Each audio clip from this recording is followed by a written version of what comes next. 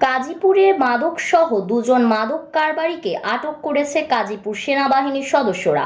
রবিবার 17 নভেম্বর কাজীপুর উপজেলার সোনামুখী ইউনিয়নের সোনামুখী বাজার থেকে দুজন মাদক কারবারিকে আটক করা হয়েছে।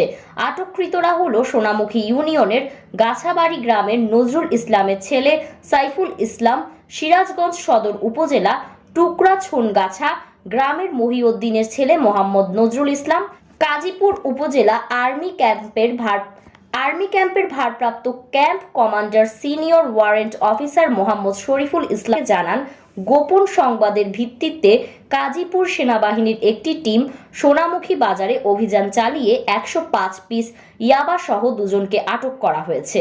এ সময় তাদের ব্যবহৃত মোটরসাইকেল জব্দ করা হয়। তিনি আরও জানান, পরে নিয়মিত মাদকের মামলা দিয়ে কাজীপুর থানায় প্রেরণ করা হয়েছে।